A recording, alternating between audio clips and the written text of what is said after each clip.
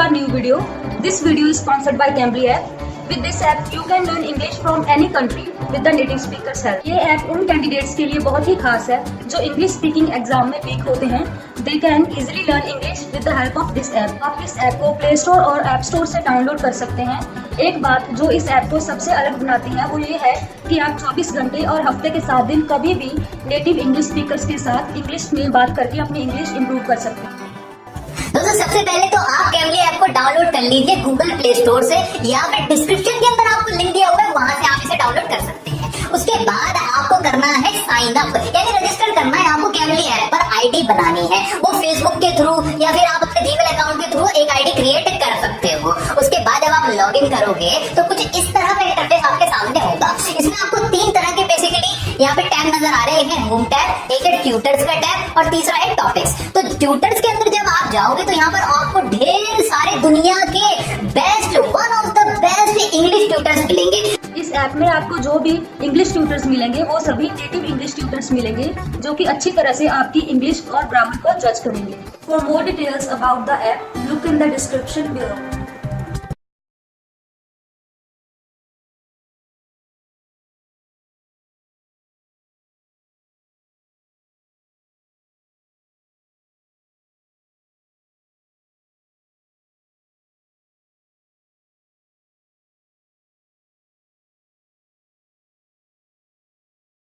So I thought that I'd first say a few words to help orientate you round the banking system. As new arrivals, one of the first things you'll want to do is open a bank account. This will allow you to receive your money transfers, pay your bills by direct debit, and all sorts of other things that will make your life easier. One mistake I think a lot of people make is to just wander into the first bank they see, thinking that all banks are much the same, and ask to open an account. In actual fact, they all offer something slightly different, and some of the differences can affect you quite seriously. For example, for those of you who are studying at the university here, you may have noticed that there are 2 or 3 banks with branches near the university, Great Western and MoneySafe, for example. But only one, Finley's, actually has an office inside one of the university buildings. For the others, you'd have a bit more of a walk.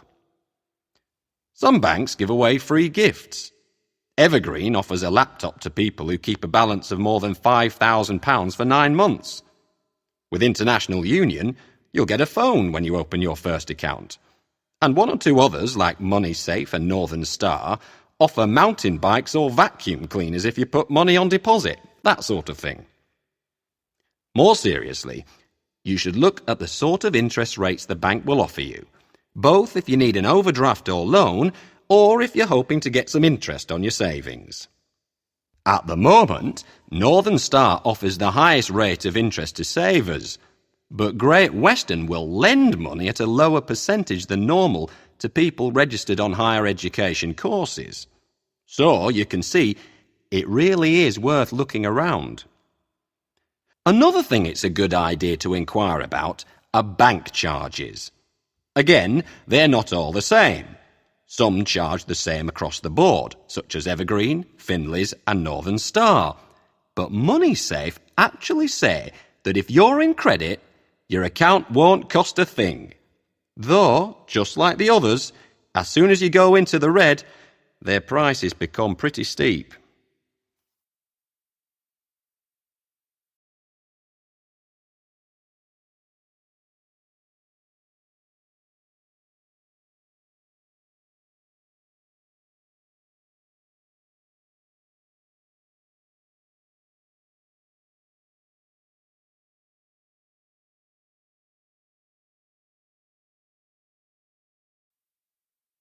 Of course, one of the things you'll want as soon as you open your account is a debit card. So I thought I'd give you a little tour of these essential little pieces of plastic. If you look at the slide, you'll see that on the front at the top, they tend to have either the name of the bank or the company which has issued the card. Then, a bit more than halfway down on the right, you'll see this hologram with a picture which appears to move as you move the card around in front of you. This sort of detail makes cards very hard to forge, although, like with anything else, there are people out there who'll try.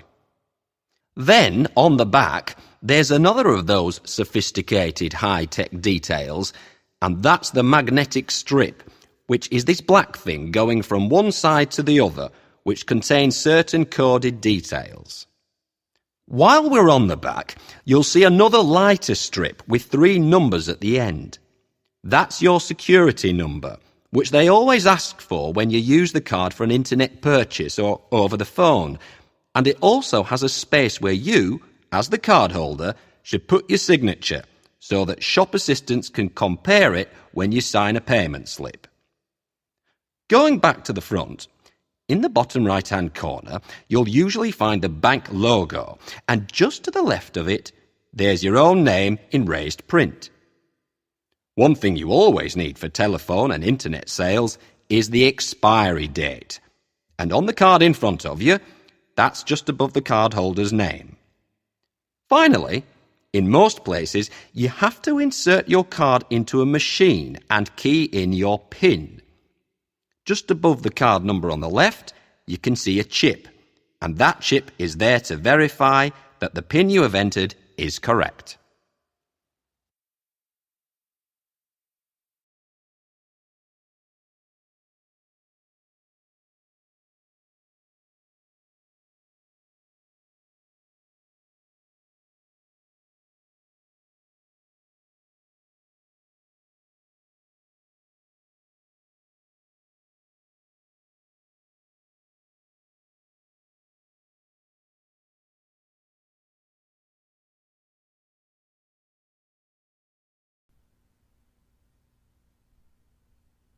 Section 2.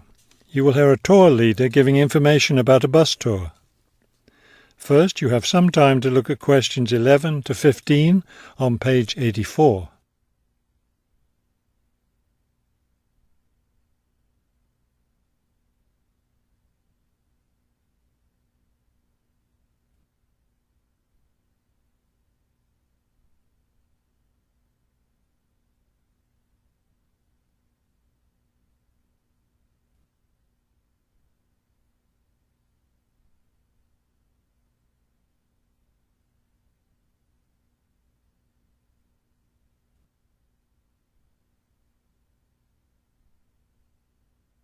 As you listen to the first part of the talk, answer questions 11 to 15. Thank you for choosing City Tours. The reason so many people choose our tours when visiting this city is because you can design your tour to suit your own interests. Your all-day pass entitles you to board our bus at any stop and stay as long as you like at each place. The all-day bus pass costs $18 for adults. Children between the ages of 5 and 12 pay half the adult fare, and children under 5 ride for free. Our buses run every hour on the half hour, starting at 8:30 a.m. Our most popular tour is the Centre City Tour, which goes to all the major attractions in the centre of the city. From the starting point here at the tour bus office, the bus goes to the first stop, Hill Park. As you may guess, this park is located at the top of a small hill. The next stop is the fishing docks. Following that, the bus goes on to the third stop, Bay Bridge, located at the foot of the bridge which crosses the bay. The fourth stop is in the shopping district. Then the fifth and last stop is at Green Street. Before you hear the rest of the talk, you have some time to look at questions 16 to 20 on page 85.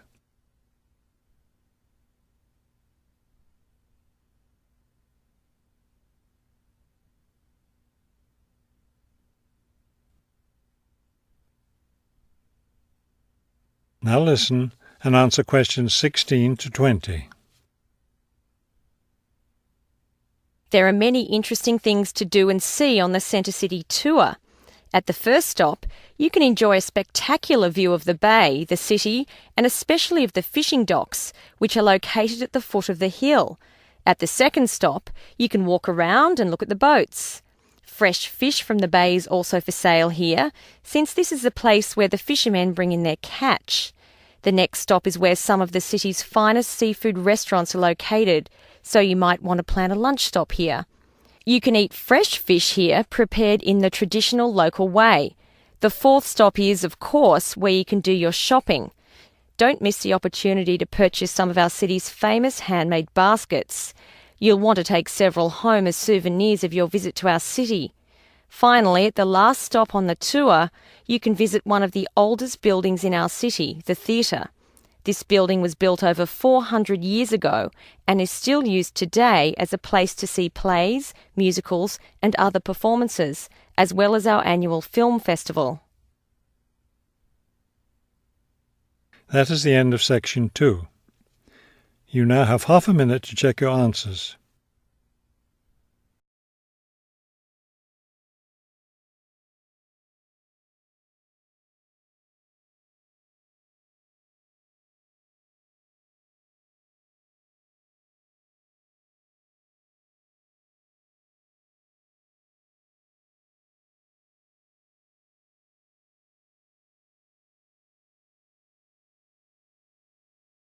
You will hear a conversation between a university lecturer and two students. You have 30 seconds to look at questions 21 to 30.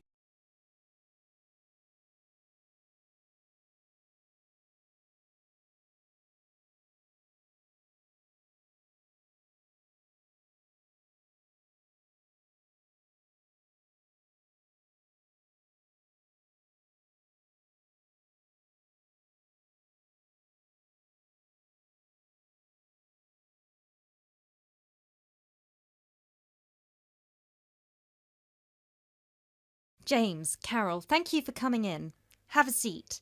So, I take it both of you have completed your interviews with the managers? Yeah. Right. Great. Remind me, who was supposed to do the interview with the manager from the chain supermarket? That was me.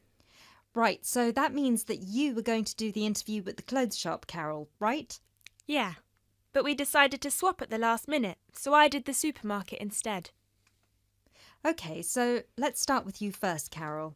If I remember correctly, you reported that your interviewee was very difficult to get through to. Is that right? Yeah, he had a very busy schedule, so it was hard for him to fit me in and show me around the store and everything. We had to reschedule about 3 times before I finally managed to do the interview with him. And how was it for you, James? Oh, I had no issues at all. I just went in on a weekday and the shop was empty, so we did it right there and then. Great. So, Carol, how did you find the management scheme? Let's start with how they recruit their trainees. So, according to the manager, the way it works is that the graduates go through a rigorous recruitment process that includes an interview with a panel and a trial day. Then they have to go through a probationary period of 3 months, and if their performance is satisfactory during those 3 months, they're offered a place in the scheme. And yours, James? Well, it's quite similar to Carol's, actually. The only differences are that they're on probation for 6 months and there are 3 individual interviews instead of a panel. Oh, and you don't need to be a graduate. Sometimes they recruit people internally for the scheme if their performance suggests they could be a good fit for it. Okay. And how about the training offered? Carol?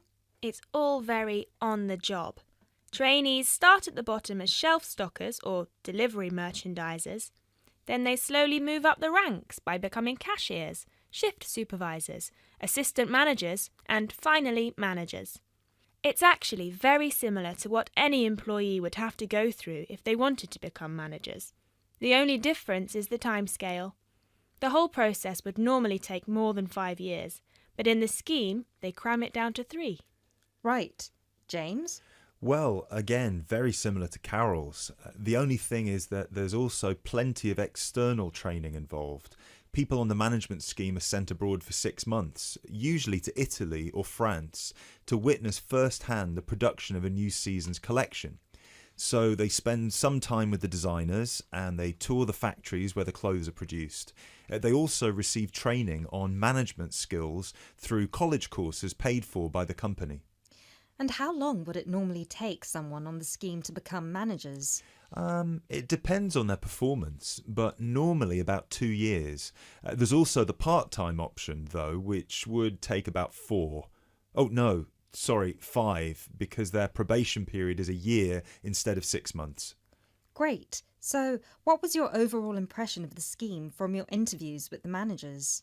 Well, the manager I spoke to was very friendly and incredibly knowledgeable.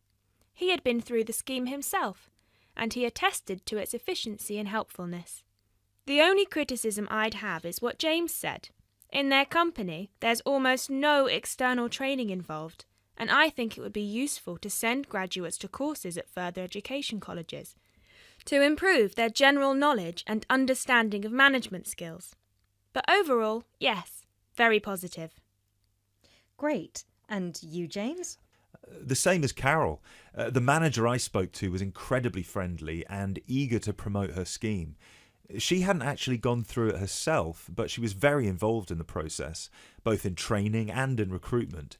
She's actually one of the 3 people who do the interviews for the new trainees. And I really like the structure with the classes at college. I think that's very useful, and it improves the trainees' chances of getting another job eventually, should they decide to leave the company in the future. The only thing I have to say against it is that 2 years is too short in my opinion. It should really be closer to 3 years, as I imagine the trainees would get exhausted fairly quickly with all this information fired at them in such a short span of time. Thank you both. So now you know you need to compare your 2 interviews and decide which scheme would be most beneficial to someone from a disadvantaged background.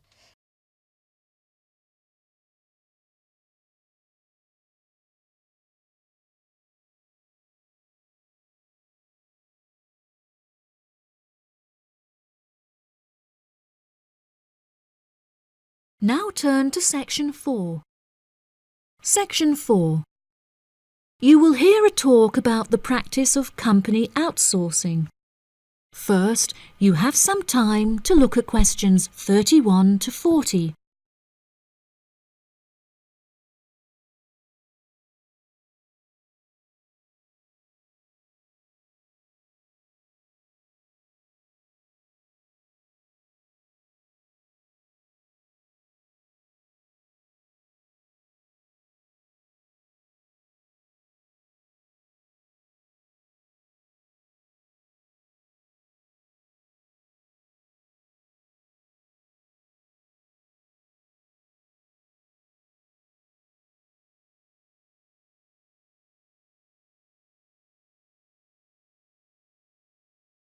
Now listen carefully and answer questions 31 to 40.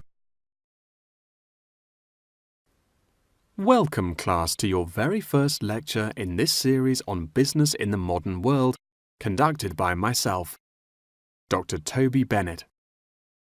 Today, we will be looking into the practice of company outsourcing, using TCP technologies as a case study. Now, for those of you who are unfamiliar with this practice, I will give you a summative definition. Company outsourcing involves the contracting of various business activities by one company to another. This practice will sometimes occur from a Western company to a party based in a third world country, the rationale being to make significant financial savings on lower international labour rates and to potentially increase quality. Now, our case study for today is TCP Technologies, a party located in India that receives outsourced tasks from Western companies. The manager of TCP Technologies is a man called Manjeet Khanna, who has personally developed a series of aims and philosophies by which the company is expected to operate. He claims that the most important of these philosophies is to create a workplace where each individual member has the opportunity to contribute their opinion to the operations of the company. That is to say, that he found it important to develop a democratic environment. As a means of ensuring quality from every individual at TCP Technologies, a grading system has been developed that encourages an ethos of hard work and recognizes accomplishment. This grading of individuals is based upon a series of factors such as turnover, hours worked, and efficiency. Every month, Kana publishes the grades on an internal website, where staff can access not only their own grades, but also compare it to others. A spirit of playful competitiveness has developed through this method, which has resulted in increased efficiency and turnover across the company. Kana also saw it as essential to develop a culturally diverse group of employees as a means of presenting a multifaceted image that would appeal to a host of potential employees from across the globe. This cultural openness has not only increased the quantity of incoming contracted opportunities by 7%, but has also benefited the company itself significantly. A level of transparency now exists that had not before been apparent. According to questionnaires carried out recently, these newly introduced measures have significantly increased the rate of staff satisfaction, which has subsequently led to an increase of 32% in the company's income. These figures are truly admirable and serve as a testament to the measures that Kana has introduced to the workplace at TCP Technologies. In a recent interview published by The Economist, he declared, "The figures speak for themselves. My system works."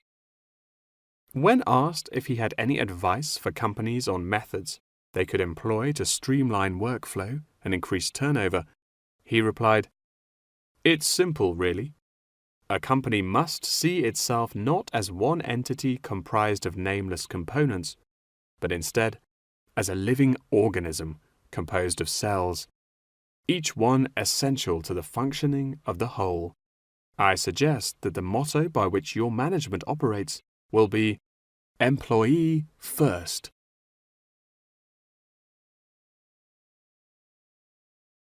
Many benefits have been reaped from the aforementioned changes in management style, such as a significant decrease in staff turnover. This improvement alone has solved many problems that had before stunted the growth of the company. A lot of these improvements came from the realization that the solution does not have to be produced internally, but can come from any other company. The grading system also immeasurably enhanced the dynamics of the company. The fact that this measuring system is solely produced for staff members and inaccessible by management means that it cannot be used as a judging criterion for promotion. It has proven itself a relaxed and informal means of stimulating workflow.